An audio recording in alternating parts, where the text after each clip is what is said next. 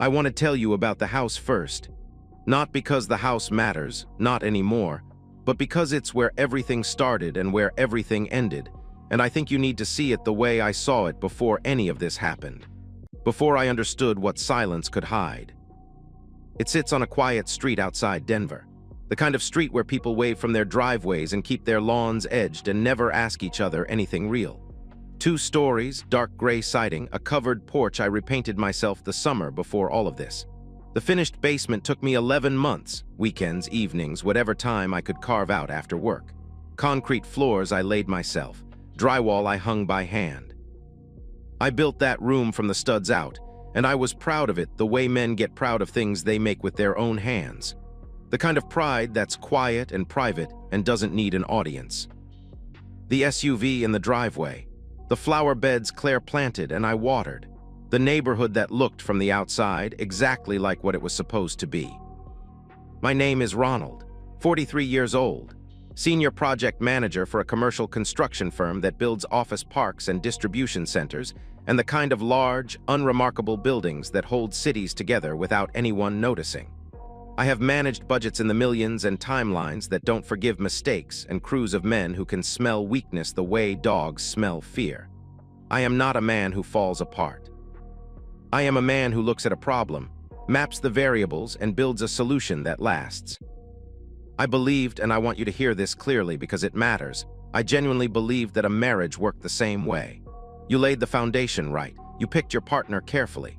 You showed up every single day, even on the days you didn't feel like it, even when the walls went cold and the rooms got quiet and you couldn't remember the last time either of you laughed without effort. You didn't walk away from something you built just because it got hard. That wasn't weakness.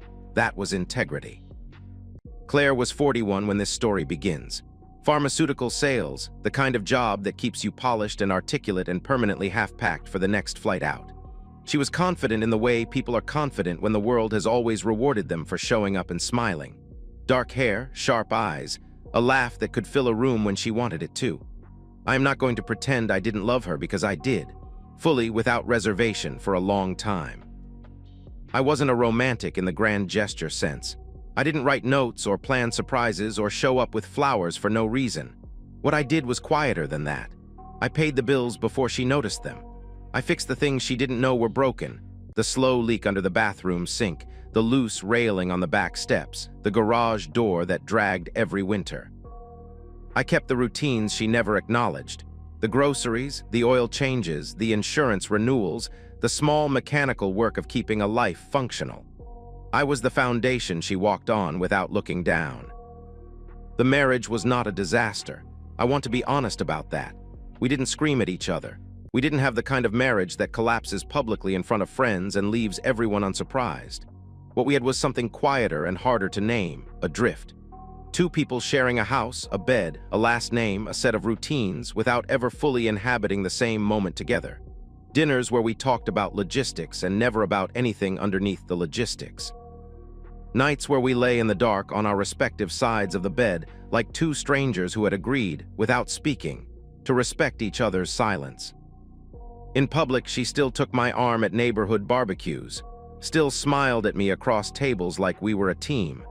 I told myself that meant something. I chose to believe it meant something.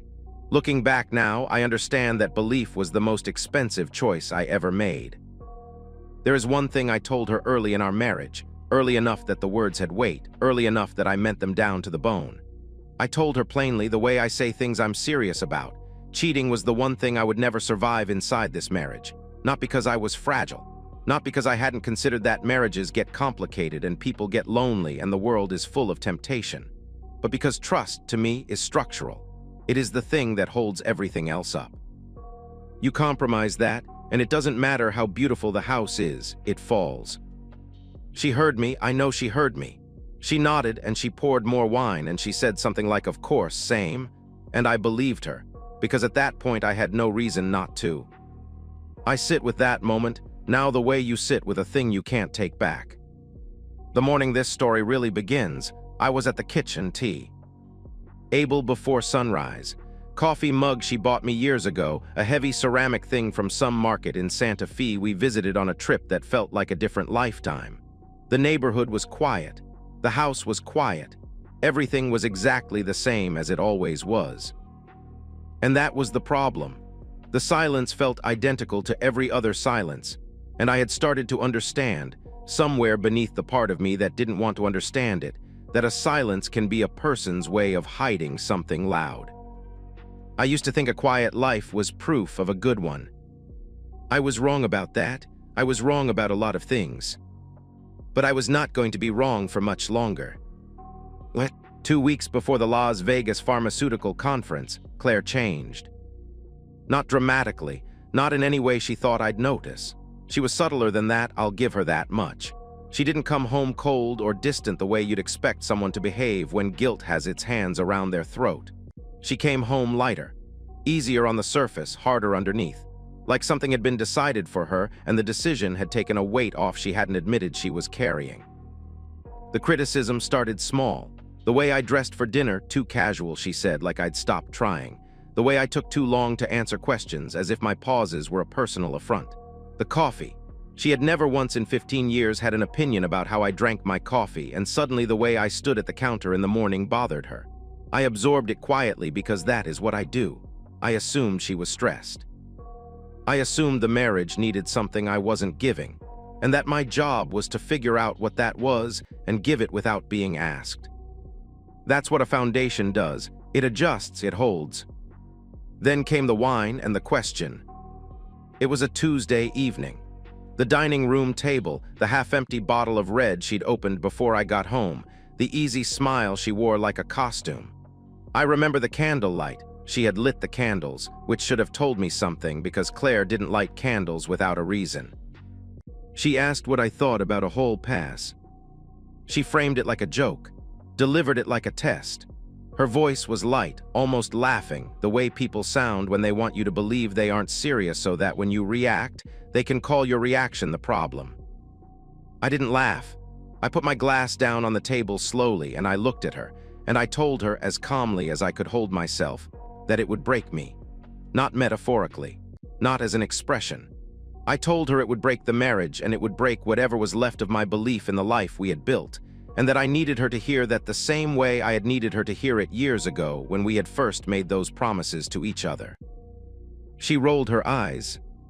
She called me old-fashioned, said people our age didn't need to be dramatic about these things, said plenty of couples had these conversations without the world ending, and that I was being rigid and a little exhausting. I didn't argue, I went to bed. I lay in the dark and I thought about the way her eyes had moved when I answered, not surprised, not hurt, but recalibrating.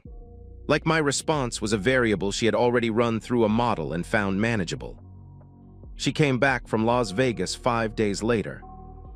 And that lightness I mentioned, the new, unfamiliar version of Claire, had deepened into something I recognized even then as not being about me at all. She laughed at her phone when she thought I wasn't watching. She left the room to take calls she used to take on the couch. She stopped asking about my projects. She stopped asking about my day. She stopped asking, in general, about anything that involved the word we. She started using a word she had never used before. Freedom. Not shouted, not as a declaration, just dropped into sentences like it had always been there, like it was a thing she had always been quietly planning to say. I just need a little more freedom, Ronald. I feel like I'm suffocating. I heard that word, and something inside me went very, very still. Not angry, not yet. The anger comes later, and when it does, it doesn't feel like fire, it feels like cold water closing over your head. What I felt in that moment was a slow, sick clarity. The kind that doesn't arrive like a shock. It arrives like a diagnosis you already suspected, delivered in an office you already dreaded walking into. I started noticing what I had been training myself not to notice. A Bellagio hotel charge on our shared credit card, an upgraded suite billed during the Las Vegas conference, separate from the conference company account. A restaurant receipt time-stamped after midnight on a Wednesday when the sessions ended at 9. Ryan Calloway's name appearing in her phone notifications twice in one evening before she tilted the screen away from me with a casualness so practiced I. T had to have been rehearsed. I didn't confront her. I wasn't ready. More than that, I wasn't certain enough yet. A man who confronts without proof gets called paranoid, gets called controlling, gets handed a narrative he didn't write and can't escape. I needed something real. And then 3 weeks after Vegas, Claire's old iPad, still synced to her iCloud account, still sitting on the kitchen counter charging, downloaded a deleted voice memo. I don't know why I clicked it. Maybe I already knew. Maybe the part of me that builds things for a living had already done the structural analysis and arrived at the conclusion before my conscious mind caught up. I played it at 2:17 in the morning, standing alone in the kitchen in the dark. Claire's voice, relaxed, laughing, talking to her coworker Tessa in the easy, unguarded register people use when they are absolutely certain no one who matters is listening. Ronald's too stable to ever leave. He'll be hurt, sure, but men like him don't blow up their own lives. I listened to it twice. I stood there in the dark kitchen of the house I had built with my own hands, holding the iPad that still had a cracked corner from when she dropped it 2 years ago and asked me to handle the insurance claim. And I listened to my wife describe me like a piece of furniture she wasn't worried about. I turned off the kitchen light. I walked back to bed. I didn't say a word. She thought my silence meant I hadn't noticed. She thought the quiet was the same quiet it had always been, the quiet of a man too stable to make noise, too predictable to surprise her. She was wrong about that. My silence meant I had already started counting. The decision arrived quietly, the way the most dangerous decisions do.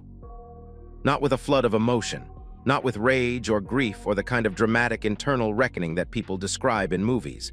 It arrived the morning after the voice memo, while I was making coffee, watching the sunrise come through the kitchen window in thin gray strips, and I made the decision with the same methodical calm I used to review a construction schedule. I was not going to confront her. Not yet. Possibly not ever, not in the way she expected. What I was going to do instead was become exactly what she already thought I was. Quiet, predictable, safe, invisible. And I was going to use that invisibility as cover. From the outside, the next several weeks looked like this. Ronald loading the dishwasher. Ronald asking Claire if she needed anything from the store. Ronald sitting beside her on the couch watching whatever she had on, his face arranged in the expression of a man who is simply present, ordinary, unthreatening. Exactly the man she had described to Tessa with a laugh in her voice and not a single tremor of concern. From the inside, every action was a calculation. I found Vanessa Holt through a referral I tracked down carefully, a name mentioned once 3 years earlier by a colleague going through his own divorce. Former insurance fraud specialist. 38 years old, quiet-voiced, with the kind of eyes that document reality without editorializing it. I met her once in a coffee shop on the far side of Denver, and I gave her what I already had. The Bellagio receipt, the voice memo, Ryan Calloway's name, and Claire's travel schedule for the next 6 weeks. Vanessa didn't react. She wrote things down. She told me a number, and I wrote her a check from an account I had quietly opened in my name alone. Then she left, and I drove home, and I told Claire I'd been stuck in traffic. Vanessa tracked Claire's next 2 work trips. She photographed Claire and Ryan Calloway entering a hotel in Phoenix. She captured elevator footage. She time-stamped dinner reservations made under Ryan's company card at restaurants that had no business being on a pharmaceutical conference agenda. She documented a rental car returned with 240 miles on it when the conference venue was 6 minutes from the airport. She built a file the way I would have built a building, load-bearing evidence at the foundation, documentation rising clean and solid to the top. When she brought it to me, I looked at it for a long time without speaking. Then I thanked her. Then I made a copy and stored it in 3 separate locations. Meanwhile, I had been working on the financial architecture. I moved my direct deposit to the separate account I had already opened. Not dramatically, I didn't drain anything, didn't move anything that would trigger questions. I was deliberate. I began documenting every luxury charge Claire had run during the past 8 months, upgraded flights billed to our joint account, resort spa charges, late-night room service billed twice for a single occupancy room on a trip she told me was budget restricted. I pulled the call logs from our shared phone plan. I saved bank statements going back 14 months. I copied the synced messages from the all. iPad and backed the voice memo up on a cloud account, an external drive, and a thumb drive that lived in a lockbox in my truck. I was building a case the way I build everything, one piece at a time, making sure each component could support the weight of the next. Then I met Richard Reed. Richard Reed is 51 years old, divorce attorney, the kind of man whose office is deliberately understated because he has nothing left to prove. He listened to everything I brought him without once changing his expression. The receipts, the photographs, the voice memo, the documented financial waste. He reviewed Vanessa's file the way a surgeon reviews imaging, clinical, thorough, unsurprised. When he finished, he set everything down on the desk and looked at me across it. "Move slowly," he said. "Let her keep talking." I understood immediately. Claire's behavior was still evolving. Every week she grew more comfortable, more careless, more certain of the story she had already written about what Ronald would and wouldn't do. Every week she said more, charged more, revealed more. Her arrogance was an asset I hadn't anticipated, and Richard knew exactly how to let it compound. So I watched her come home from trips with a lightness she no longer tried to hide from me. I watched her stop apologizing for the coldness. I watched her begin treating the house like a transit point. Somewhere she stayed between better places, somewhere she kept her things while she figured out how to leave without losing what she felt entitled to. Ryan's name disappeared from her phone notifications. She had switched to a different app, something more encrypted. But the behavioral pattern was so clearly established in Vanessa's file by then that it no longer mattered what communication channel they used. The paper trail did not care about apps. There is a moment I come back to when I think about those weeks. I am sitting in Richard's office on a Thursday afternoon in early November, signing the retainer agreement, looking out his window at the gray Denver skyline. I am not crying. I am not trembling. I am not the man she described to Tessa. I am simply a man who has done the math and arrived at the only answer the numbers support. What I had discovered in those still and invisible weeks was something I hadn't expected to find. I was surviving. The man who had told Claire that cheating was the one thing he could not survive inside this marriage had lived through every morning since the voice memo without breaking. What I could not survive, what I refused to survive, was being underestimated, being managed, being the predictable variable in someone else's plan. Before I left Richard's office that day, he raised one additional item. Ryan Calloway's position at Claire's company was regional director, her direct superior. The person who had approved her travel reimbursements, which corresponded date by date, location by location, with Vanessa's documented hotel check-ins. Richard looked at me carefully. "There's a secondary option available," he said, "beyond the divorce itself, if you decide you want to use it." I asked how long we should wait. He said, "Until the moment she thinks she's already won." I nodded once. Then I drove home, made dinner, and asked Claire how her day had been. She told me. I listened. I said very little. I had the evidence. I had the attorney. I had the plan. The only thing I didn't have yet was the moment, and Richard had just told me that patience was the sharpest weapon in the room. I was beginning to understand exactly what he meant. 3 weeks before Richard and I planned to file, Claire sat me down at the kitchen table. She had the look of someone who had rehearsed the conversation so many times it had stopped feeling like a conversation and become a performance. Calm, measured, the practiced composure of a woman who had decided, somewhere between hotel rooms and late-night phone calls, exactly how she wanted this part of the story to go. She told me she wanted to separate. She did not say, "I have been sleeping with my regional director in at least 4 cities over the past several months." She did not say, "I told my coworker you were too predictable to fight back." She did not say any true thing. What she offered instead was a narrative, clean, constructed, and insultingly careful. She said the marriage had been emotionally empty for years, that she had felt unseen beside me, unvalued, invisible inside a life that looked fine from the outside but had hollowed her out from within. She said she had been doing a lot of reflection, that word, soft and responsible sounding, the vocabulary of self-help and morning podcasts, and that she believed they both deserved to be truly happy. She was the brave one in this version, the honest one, The woman who had finally gathered the courage to say the thing neither of us had been willing to say. She was asking me to agree that the Mariag had simply failed, mutually, organically, without blame. To absorb the weight of a shared collapse and let her walk away clean, hands open, conscience managed. I listened to every word without moving. There is a specific kind of cruelty in being lied to with your own emotions. She used my quietness against me. She used the real distance, the real drift, the real parts of our marriage that had genuinely gone cold, and she weaponized them into a story that erased what she had done. Yes, we had grown apart. Yes, the dinners had been hollow. Yes, I had probably missed things I should have seen. She took every true thing and used it to smuggle in the lie.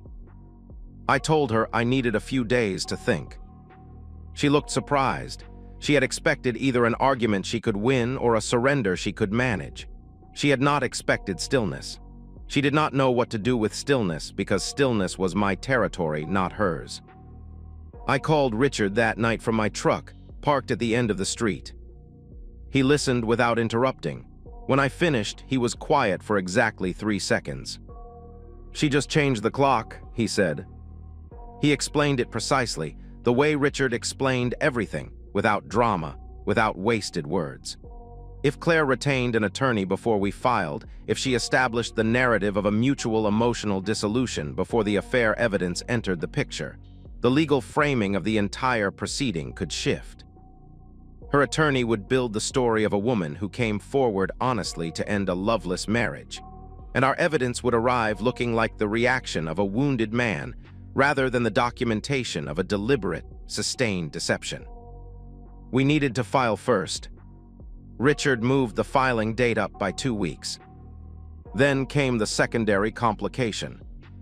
Tessa Grant, the co-worker from the voice memo, the woman who had been present while Claire described me as furniture, reached out through a mutual friend. She was uncomfortable. That much came through clearly. She knew things she hadn't said. She hadn't volunteered to testify, she hadn't offered anything formal, but she hadn't denied anything either. The call was the call of a person who had begun to understand that the story she had been a quiet participant in was now a legal proceeding, and that the conversation she had been part of was on a recording that had been backed up in 3 places. I didn't pursue her. I didn't need to, and Richard agreed. Tessa was a corroborating detail at best, useful if she came forward willingly, a distraction if I had to compel her involvement. Vanessa's file was the case. Tessa was a footnote. But her reaching out told me something important about the atmosphere around Claire. The ground was beginning to shift under people who had felt safe standing on it.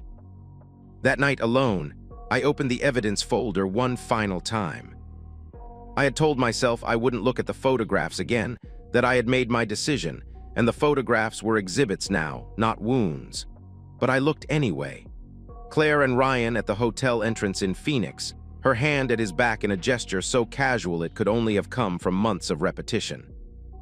Claire at a midnight dinner table, lit by candlelight, her head tilted back in laughter, the uninhibited kind, the kind she used to give me before we became 2 people respecting each other's silence in the dark.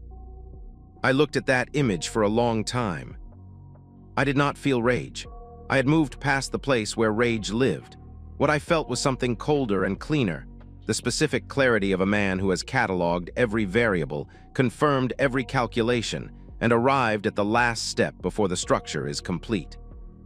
There was nothing left to protect except the truth, and the truth was sealed in a file that Vanessa had signed and Richard was about to submit. I closed the folder. I picked up my phone and typed a single word to Richard. File. The divorce papers were submitted the following Monday morning. Claire did not know. She was on a call in the bedroom with the door pulled most of the way shut, tilting toward a version of the future she had already begun planning without me. Somewhere on the other side of the city, Richard Reed walked those documents into a courthouse and made permanent what she still believed was under her control. She thought she was the one holding the cards. She had been holding them over a table that had already been turned. The door she was walking toward had already been locked from the other side, and the only key left was in my pocket. I chose the dining room table on purpose. Not the living room, not the kitchen counter, not the front porch. The dining room table, the same place she had sat across from me with her glass of wine and her rehearsed lightness, and asked me what I thought about a hall pass like it was a theoretical question about people neither of us knew. I wanted her to feel the symmetry of the lock. Asian, even if she didn't understand it yet. I wanted the room itself to remind her of who had started this. I arrived home before her. I set 3 things on the table and I sat down and I waited. A folder, a voice recorder, already running, a precaution Richard had advised for anything said before legal proceedings were fully underway. And my wedding ring, placed beside the coffee mug from Santa Fe, centered with the precision of a man who does things carefully and means them completely. When Claire walked in from the garage and saw me sitting there, she read the room the way she always read rooms, quickly, confidently, with the assumption that she could manage whatever she was looking at. She noticed the ring first. A short, incredulous laugh, the sound a person makes when they want to establish immediately that the thing happening is smaller than it is. She asked if I was seriously doing this over a joke about a hall pass.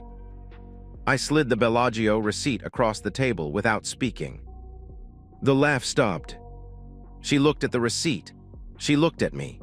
I watched the calculation happen behind her eyes, the rapid, practiced recalibration of a woman who had prepared for the possibility of being caught and had a script ready. She said I had invaded her privacy. She said I was controlling. She said I had emotionally abandoned her for years and had the audacity to surveil her like a suspect while she had simply been trying to reclaim something the marriage had taken from her. She said the word controlling twice. She hit every note she had prepared: victim, survivor, woman of evolving needs, partner driven out by a man too rigid and too emotionally unavailable to see what he had done. She built the case against me with the fluency of someone who had been rehearsing it for months. And she built it without a single tremor, without a single crack, and I let her finish every sentence. Then I pressed play on the iPad.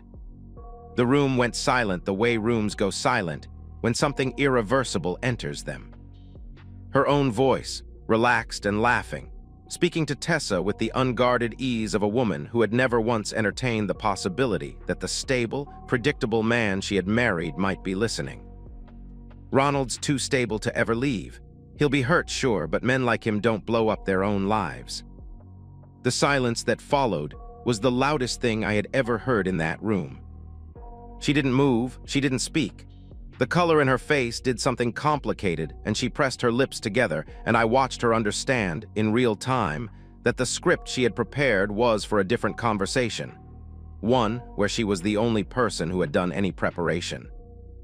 I laid the photographs on the table one at a time, the way Richard had advised, slowly, without narration, without accusation. Claire and Ryan at the hotel entrance in Phoenix. Claire and Ryan at the midnight dinner table, her head tilted back in the uninhibited laugh I had once believed was something she gave only to me. Claire and Ryan beside the rental car on a morning when she had texted me that the conference was running long and she wouldn't be back until evening. Each photograph carried Vanessa's timestamp along the bottom edge, dates, times, locations, a documentary record that did not editorialize because it did not need to. The dates aligned exactly with the travel reimbursements Ryan Calloway had approved for Claire's company account. She began to cry. I watched her and understood with a clarity that had no cruelty in it that the tears were not for me. They were not for the marriage or for what she had done to it or for the years we had spent building something she had chosen to quietly destroy. The tears were for the life she was watching evaporate in real time, the version of the future she had planned, the exit strategy she had rehearsed, the clean and manageable departure she had decided to take. I said the only thing I had prepared to say. You asked for freedom, I filed the paperwork. She looked at me across the dining room table like she was seeing me for the first time, and I think in some fundamental way she was. The courtroom came weeks later, and I will not pretend it was without cost. Claire's attorney was skilled and aggressive and built the first 2 days of proceedings on the narrative of emotional neglect, a cold, withholding husband, a woman driven to seek warmth and connection elsewhere, a marriage that had failed through mutual atrophy rather than individual betrayal. It was a good argument. It would have been a winning argument in a different case against a different man. Richard Reed introduced the evidence without theater. The receipts, the synchronized iCloud messages. Vanessa Holt signed and documented investigative report with timestamps, photographs, and corroborating financial records. The travel reimbursements approved by Ryan Calloway for trips during which he had. Shared Claire's hotel room. And then, after Claire's attorney had spent the better part of 2 days building a story about a woman of emotional depth and unmet needs, Richard played the voice memo. The courtroom went very quiet. Claire's attorney requested a recess. In the same week, the packet Richard and I had separately prepared reached Claire's company HR department. A senior employee using company-approved travel reimbursements for personal hotel stays with her direct superior, the same superior who had approved those reimbursements. It was not complicated. It did not require creative interpretation. It was, on its face, exactly what it appeared to be. The investigation opened immediately. Ryan Calloway, presented with the scope of what HR had received, did what men do when their careers are more real to them than the people they have treated carelessly. He cooperated. He confirmed the affair. He characterized it as mutual. He distanced himself from Claire so completely and so quickly that the speed of it said everything about what the relationship had actually meant. She lost him before she had finished losing the marriage. Ryan's wife filed for divorce and submitted her own statement to HR. The review expanded to include questions about other travel approvals and other boundary failures across Ryan's tenure as regional director. The investigation grew in ways that had nothing to do with me and everything to do with the decisions he and Claire had made together in hotel rooms they believed were private. Ryan was out within 30 days. By the time the divorce was finalized, I had retained the house. The majority of my assets were protected. Richard had done that work months before we ever walked into a courtroom. The lifestyle support Claire's attorney had arrived expecting to secure had been methodically dismantled by the documentation of marital waste. The spa charges, the upgraded suites, the midnight room service for 2 on a budget-restricted trip. Claire left with legal bills that would take years to settle. She left with a professional reputation that had been quietly but permanently altered in every circle she had once moved through with confidence. She left with the knowledge that Ryan Calloway, the person for whom she had decided Ronald was too stable and too boring and too predictable, had cooperated with HR investigators within 72 hours of being confronted rather than absorb a single professional consequence on her behalf. She had paid full price for the freedom she had taken without asking. I drove home from the courthouse alone, parked in the driveway, sat in the car with my hands resting on the wheel and the engine off, looking at the house I had built, maintained, and never once stopped showing up for. I wasn't celebrating. There is nothing to celebrate in the wreckage of something you built with real intention and watched someone else dismantle from the inside. I wasn't triumphant. I wasn't even relieved, not exactly. I was simply finished. And there is a particular kind of peace in that, not the peace of getting what you wanted, but the peace of having been, at every step, exactly who you said you were. People ask me if I feel better. I tell them I feel accurate. There's a difference. Months after the divorce was finalized, I repainted the bedroom. Not a dramatic color, not a statement, just a different shade of gray, quieter than the one we had chosen together on a Saturday at a hardware store I can no longer remember the name of. I rolled it on by myself over a weekend, the windows open, the radio on low. When I finished, the room looked like a room that had always been only mine, and I stood in the doorway for a moment and let that be true without adding anything to it. I replaced the dining room table. Nothing expensive. Something smaller, something that didn't carry the memory of a folder and a voice recorder, and a ring placed beside a coffee mug at the precise center of a reckoning. Small changes, made quietly without announcement, the way I have always made things. The neighborhood continues. The barbecues happen. People still look at the house from the street the same way they always did, with the mild admiration people have for things that appear intact. But no one asks about Claire anymore, not to my face. That chapter has become the kind of thing people discuss carefully and briefly in other rooms, and then set down and move away from because there is no version of it that is comfortable to hold. She texted me once. Months after everything, late on a night I don't remember clearly, from a number I had never deleted because deleting it felt like an act of feeling rather than an act of sense. The message said, "I never thought you could be this cold." I read it once. I understood what she meant, and I understood that she had still, even then, even after all of it, diagnosed me incorrectly. It wasn't coldness, it was accuracy. There is a version of me she had always believed in, stable, predictable, too invested in the structure of his own life to burn any of it down. And that version had been real once. I had built my entire marriage around being that man. She had chosen to believe the version and ignore the man. I deleted the message. I set the phone down. I did not respond. I do not date. I do not post inspirational content about healing or growth or the lessons of betrayal. I do not tell this story at dinner parties or use it to explain myself to new people. The wound is real. I will not pretend it has been replaced by something cleaner.